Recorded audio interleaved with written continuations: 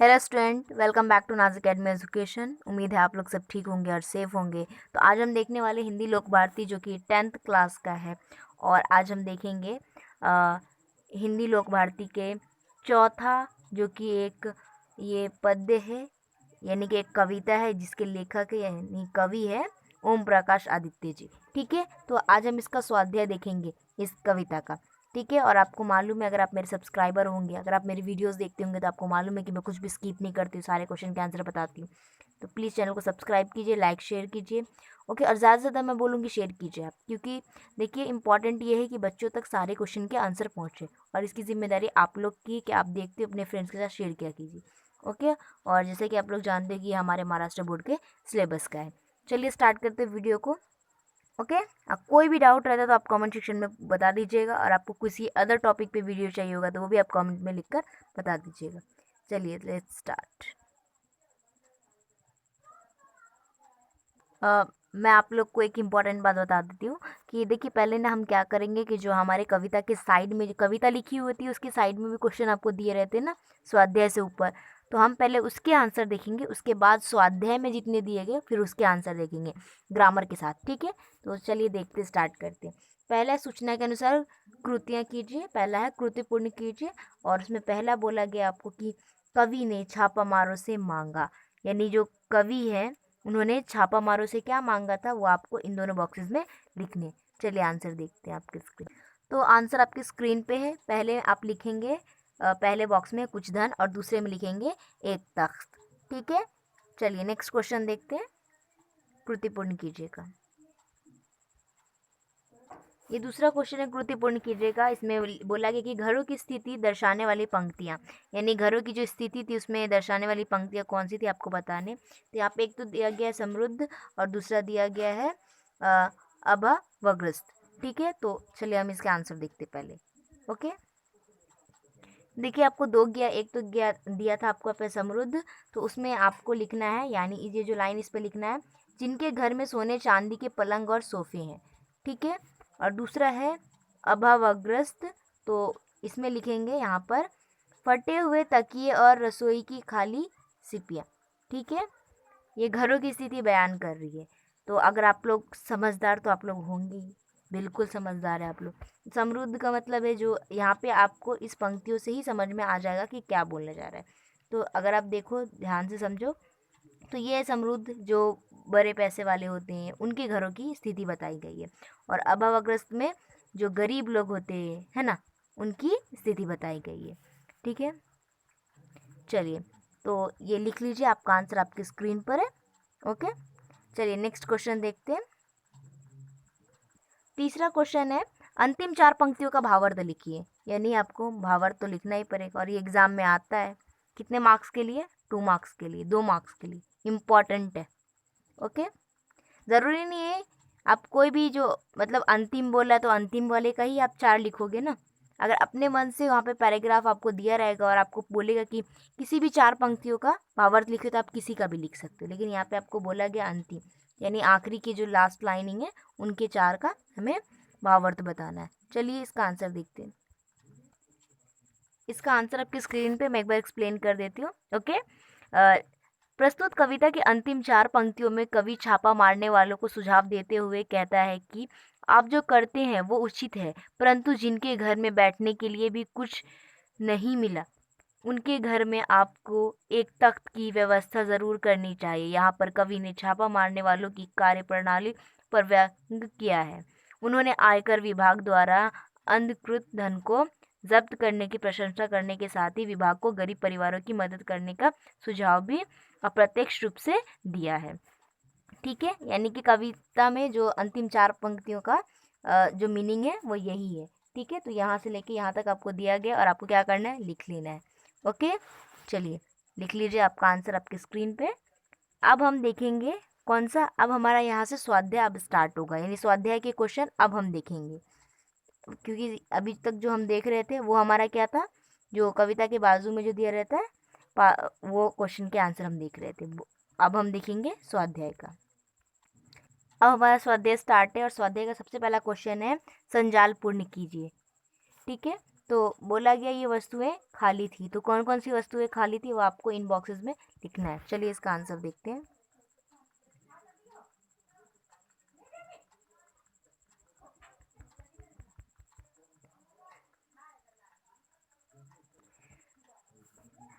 पहले बॉक्स में आप लिखेंगे अलमारी, दूसरे बॉक्स में लिखेंगे रसोई की सिप्पियाँ, तीसरे बॉक्स में लिखेंगे बच्चों का गुल्लक, और चौथे बॉक्स में लिखेंगे कंस्तर मटके। ठीक है, तो ये चारों बॉक्स का आंसर है, चारों का लिख लीजिए। मैं स्क्रीन साफ कर देती हूँ। आप लोग भी कहते होंगे मैं गंदा कर देती हूँ ना स्क्रीन, क्या करूँ। चलो आप लोग आंसर लिख लो। ओके, चलिए नेक्स्ट क्वेश्चन देखते हैं हमारे स्वाध्याय का। बट समझाना ज़रूरी होता है ना, क्योंकि समझाऊंगी नहीं तो फिर कैसा होगा। चलिए नेक्स्ट क्वेश्चन देखते हैं हमारे स्वाध्याय का। नेक्स्ट क्वेश्चन है हमारे स्वाध्याय का, कृति पूर्ण कीजिए। पहला है कवि द्वारा छापा मारों को दिए गए सुझाव, और दूसरा है शयन कक्ष में पाई गई चीज़ें। ठीक है, तो यहाँ पे भी 2 लिखने और यहाँ पर भी 2 लिखने। चलिए आंसर देखते हैं हम लोग। देखिए यहाँ पे लिखेंगे, यानी पहला लिखेंगे, 2 दिए गए ना, तो पहला लिखेंगे जिसके घर में अधिक धन हो तो ले लीजिए, और दूसरा लिखेंगे जिसके घर में बिल्कुल धन न हो उसे कुछ धन दे दीजिए। ये कवि ने छापामारों को सुझाव दिया था, किसको? सीबीआई अधिकारी को।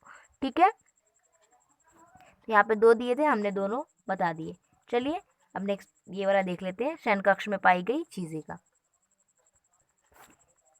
इसका आंसर पहले लिखेंगे, पहला फटा हुआ तकिया, और दूसरा लिखेंगे टूटी हुई अलमारी। ठीक है, तो देखिए आपको इसका इसका दोनों का आंसर मिल गया। ठीक है, और आप लोग प्लीज़, आप लोग अच्छे से मेहनत कीजिए, आप लोग का बोर्ड एग्ज़ाम बहुत अच्छे से जाएगा, डोंट वरी। हाँ, चलिए आप लोग लिख लीजिए। ओके, चलिए नेक्स्ट क्वेश्चन देखते हैं। हमारे स्वाध्याय का तीसरा क्वेश्चन है, कविता के आधार पर जोड़ियाँ मिलाइए। अ और आ, ये हमारा 2 कॉलम है हमेशा की तरह, कभी कभी 3-3 रहता है, लेकिन यहाँ पे 2 ही दिया है। ठीक है, तो एक तरफ यहाँ पे बताया गया अर्थ, तो अर्थ का क्या मतलब होता है, इसमें वो जोड़ियाँ सुवर्ण, चांदी और मुद्रा। मुद्रा का मतलब होता है पैसा। ठीक है, तो यहाँ पे आपको मिलाना है जोड़ियाँ। हम क्या करते हैं हमेशा की तरह, एक और बॉक्स इसके साथ बनाएंगे और यहाँ पे लिखेंगे उत्तर। ठीक है, उत्तर लिख लेंगे। इसका आंसर कौन सा है, इसके सामने। इसका आंसर कौन सा है, इसके सामने। इसका आंसर कौन सा है, इसके सामने। इसका आंसर कौन सा है, इसके सामने। ठीक है, हम इस तरह से लाइनिंग वगैरह नहीं लगाएंगे। ठीक है, आप लोग क्या करते हो, ऐसे जो लाइनिंग लगाते हो, ये रॉन्ग होता है। ठीक है, ये ऐसा नहीं लगाएगा कभी भी, और एग्ज़ाम में तो बिल्कुल ही नहीं लगाना, क्योंकि आप जब लगाते हो ना तो एग्जामिनर कन्फ्यूज़ हो जाते हैं। और इस तरह आप लिखते हो ना डायरेक्टली आंसर, तो वो ना एकदम परफेक्ट आपको मार्क्स दे देता है, बिना देखेगा। और आपको इस तरह फॉर्मेट से लिखते हो ना, देखेगा और चेक भी नहीं करेगा एकदम ध्यान से, आपको क्या करेगा, डायरेक्टली मार्क्स दे देगा। ठीक है, चलिए इसका आंसर देखते हैं, जोड़ियाँ मिलाइएगा। देखिए जिस तरह मैंने आंसर बताया उसी तरह, तो आप जब उत्तर लिखोगे तो क्या करोगे, जिसका आंसर उसके सामने लिख दोगे। ठीक है, ये वाला बॉक्स कट कर दोगे। ओके, खाली ये वाला बॉक्स बनाओगे और आ को कट करके ये वाला बॉक्स बनाओगे। ठीक है, चलो मैं बता दूँ अर्थ का आंसर क्या है, मैं मतलब जोड़ियाँ बता दूँ। ठीक है, अर्थ का आंसर है नई कविता में, तो ये नई कविता कहाँ जाएगा, इसके सामने। ठीक है, स्वर्ण, तो स्वर्ण का जोड़िया है काव्य कृतियों में, तो सुवर्ण का यहाँ पे आंसर आ जाएगा। तीसरा है चांदी, तो चांदी का आएगा, 1 मिनट इसलिए बोली क्योंकि आई थिंक आपको समझ में आ रहा होगा, अगर नहीं आया होगा तो वीडियो को ना बैक करके थोड़ा अच्छे से सुन लेना तो समझ में आ जाएगा। ओके, तो देखो चांदी का आएगा बालों में, तो ये बालों में कहाँ लिखेंगे, इसके सामने। ठीक है, नेक्स्ट है मुद्रा, मुद्रा कहाँ आएगा, तो मुद्रा लिखेंगे हम लोग चेहरे पर, तो ये चेहरे पर यहाँ आ जाएगा आंसर। यू नो ना, मैं समझा ना कैसा। जब आप उत्तर लिखोगे तो अ वाला बॉक्स नहीं लिखना, और अ वाला बॉक्स की जगह पे आपको ये उत्तर वाला बॉक्स पूरा लिख देना है। ठीक है, चलिए आई होप आप लोग बहुत समझदार बच्चे हैं, आपकी टीचर्स भी आपको इसी तरह समझाती होंगी। कोई डाउट रहता है आप कमेंट करके पूछ लीजिए। ओके, चलिए नेक्स्ट क्वेश्चन देखते हैं हमारे स्वाध्याय का। हमारे स्वाध्याय का नेक्स्ट क्वेश्चन है, प्रवाह तालिका पूर्ण कीजिए। छापा मारने वालों में आया परिवर्तन, जो छापा मारते हैं उनमें क्या परिवर्तन आया था वो आपको इन चारों बॉक्सेस में लिखने हैं। चलिए इसका आंसर देखते हैं। तो ये चारों बॉक्स का आंसर है। पहले में लिखेंगे उनका खिला चेहरा मुरझा गया। दूसरा, बोले क्षमा कीजिए गलती के लिए। तीसरा, सफलता असफलता पर मन ही मन पछताने लगे। और चौथा है हृदय में रुद्र की जगह करुण रत्न समा गया। ठीक है, तो ये छापा मारने वालों में आया परिवर्तन था, यानी उनमें आया हुआ बदलाव ये चारों था। ये चारों आपको लिख लेना है। ओके, चलिए नेक्स्ट क्वेश्चन देखते हैं हमारे स्वाध्याय का। अब क्वेश्चन है 5वां स्वाध्याय का कि ऐसे प्रश्न बनाइए जिनके उत्तर निम्न शब्द हो। यानी कि आपको ऐसे क्वेश्चन बनाने हैं जिसके आंसर ये जो दिए गए हैं ये शब्द होने चाहिए। ठीक है, चलिए उम्मीद है आपको समझ गया होगा। और अब हम इसका आंसर देखेंगे, मतलब ऐसे क्वेश्चन बनाएंगे ताकि इसके आंसर ये हो जाए। तो पहला है हमारा अरण्यकांड। तो इसका हम लोग सवाल बनाएंगे यानी क्वेश्चन बनाएंगे। कवि के घर में क्या देखकर छापा मारने वालों का खिला चेहरा मुरझा गया। तो आप क्या की जगह क्या आएगा, अरण्यकांड। तो ये हमारा सवाल बन के रेडी हो गया। ठीक है, यानी हमने इसके लिए ये सवाल बना दिया। तो यही आपका उत्तर है। समझा ना, मतलब मेरे कहने का मतलब है कंफ्यूज नहीं होना। हाँ, क्या मैं खुद भी कंफ्यूज हो जाऊंगी ऐसा करूंगी तो। ठीक है, देखो क्या है, आपको सवाल पूछा गया था कि ऐसे प्रश्न बनाने हैं जिसके आंसर ये जो आपको शब्द दिए गए हैं ये होने चाहिए। ठीक है, तो हमने क्या किया, इसके लिए ये सवाल बना दिया कि कवि के घर में क्या देखकर छापा मारने वालों का चेहरा मुरझा गया। ठीक है, तो ये हो गया, बस आंसर हो गया इसका आंसर हो गया। ठीक है, तो जैसा आपको स्क्रीन पे दिख रहा है ना वैसे ही लिख लेना है, मतलब जिसका आंसर क्वेश्चन जो भी बताया मैंने आपको वैसे ही लिख लेना है। ठीक है, अब हम देखेंगे इसका तख्त का। ओके, इसका सवाल बनाएंगे। तख्त के लिए हमने सवाल बनाया, कवि छापा मारने वालों से अपने घर में क्या डलवाने के लिए कहते हैं। तो इसका उत्तर हो जाएगा तख्त। इसीलिए हमारा जो सवाल है वो एकदम करेक्ट बना है। हमने इसके लिए ये सवाल बना दिया। ठीक है, तो ये आपका आंसर हो गया। ओके, चलिए देखते हैं नेक्स्ट क्वेश्चन, मतलब नेक्स्ट वर्ड का क्वेश्चन क्या बनेगा वो देखते हैं। अगला वर्ड जो था वो है असफलता। तो इससे बनेगा कवि के घर पर छापा मारने वालों को क्या मिली। तो क्या मिली की जगह हो जाएगा असफलता। तो इसीलिए हमारा जो सवाल बनाया, हमने क्वेश्चन बनाया वो एकदम करेक्ट बनाया।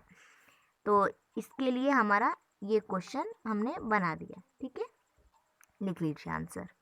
ओके, नेक्स्ट है हमारा अंधकृत। उसका अब हम क्वेश्चन बनाएंगे। अगर आपने नोटिस किया होगा तो हमने जितने भी सवाल बनाए ना सबके आंसर ये वर्ड्स आ रहे हैं, है ना। तो इसका मतलब है कि हम सही रास्ते पे जा रहे हैं, है ना।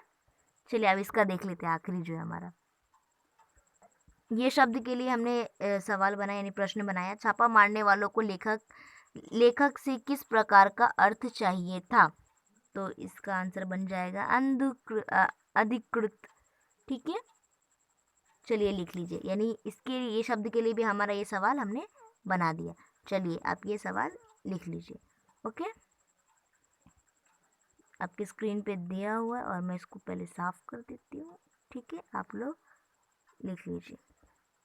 ओके, चलिए देखते हैं नेक्स्ट क्वेश्चन। अब नेक्स्ट क्वेश्चन क्या है हमारा, स्वाध्याय का छठा है सोना चांदी अर्थ और मुद्रा। इन शब्दों की विभिन्न अर्थ बताते हुए कविता के आधार पर इनके अर्थ लिखिए। अब देखिए मैं इसको पहले समझा देती हूँ फिर इसके आंसर बताती हूँ आपको। ठीक है, यहाँ पे बोला गया सोना चांदी और मुद्रा। मुद्रा का मतलब होता है पैसा, सोना चांदी सिल्वर गोल्ड जो भी है। ठीक है, तो बताया कि इनके विभिन्न अर्थ बताते हुए कविता में जो आए हुए ना, इनके लिए जो शब्द आए हुए उनका अर्थ आपको लिखना है, यानी उनका आपको बताना है। ठीक है, आंसर। चलिए हम इसके आंसर बताते हैं आपको, डोंट वरी मैं हूँ ना आंसर बता। तो ये जो है ना आपका इसका आंसर आपकी स्क्रीन पे एकदम सही परफेक्ट बैठा हुआ और नज़र आ रहा है आपको, है ना। चलिए क्या करना है, आपको इसी तरह 2 बॉक्सेस बना लेने हैं, सामान्य अर्थ 3 बॉक्सेस बनाने हैं, एक ये और दूसरा सामान्य अर्थ और तीसरा कविता के आधार पर अर्थ। पहला लिखेंगे सोना और सामान्य अर्थ में लिखेंगे पीले रंग की एक बहुमूल्य धातु जो आभूषण बनाने के काम आती है। आभूषण का मतलब होता है जेवर ज्वेलरी, है ना, गर्ल्स की शौकीन, है ना। क्या कर सकते, चलो जाने दो। और कविता के अर्थ के आधार पर बताना है आपको, कविता के आधार पर उसका अर्थ है सोना यानी नींद में होना। ठीक है, और ये वाला सोना ना मेरा फेवरेट है नींद में। कमेंट में बताना किस किस को अगर नींद से उठा दे तो गुस्सा आता है, हाँ क्या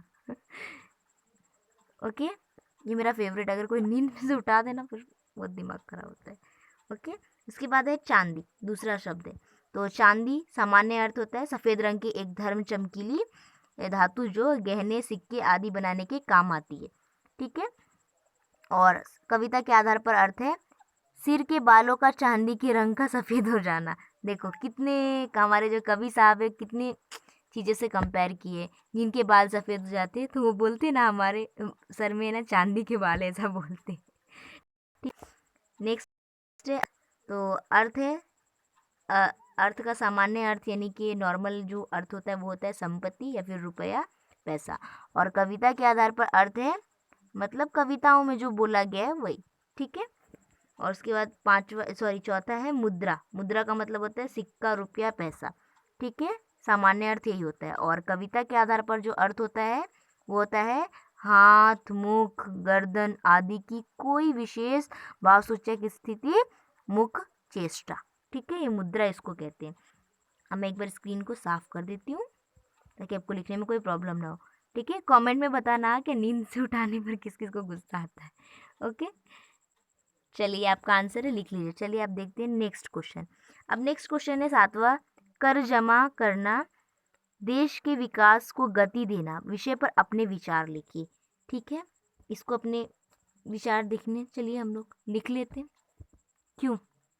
इसका आंसर है समाज में दो तरह के लोग होते हैं। एक वो जो कर अदा करने लायक आय होने पर शिक्षा से ईमानदारी के साथ सरकार को कर अदा कर देते हैं, और दूसरे वो जो कमाई तो जायज़ नाजायज़ अंधाधुंध करते हैं पर नियम के तहत कर अदा करने से कतराते हैं। ये मनोवृत्ति उचित नहीं है। देश के विकास का कार्य जनता द्वारा प्राप्त कर से ही पूरा होता है। चिकित्सा परिवहन तथा जनता की सहायतार्थ शुरू किए जाने वाले सारे कार्य जनता से प्राप्त कर से ही पूरे होते हैं। जिस देश में आय करने वाले सभी लोग ईमानदार और शिक्षा से उचित मात्रा में कर अदा करते हों उस देश के विकास के सारे कार्य सुचारू रूप से पूरे होते हैं और सामान्य जनता को उसका पूरा लाभ मिलता है। यदि कोई व्यक्ति ये सोचता हो कि सभी लोग तो कर अदा करते हैं, उसके अकेले कर अदा न करने या करने से भुगतान करने से क्या फ़र्क पड़ेगा, तो ऐसा सोचने वालों की संख्या अनगिनत हो सकती है। इस तरह कर की कितनी रकम सरकारी खजानों में जमा होने से रह जाती है। इस कारण पैसों के अभाव में सरकार की अनेक योजनाएं अटकी रह जाती है। इसीलिए कर योग्य आय पर ईमानदारी से कर जमा करना प्रत्येक नागरिक का कर्तव्य है। कर अदा करना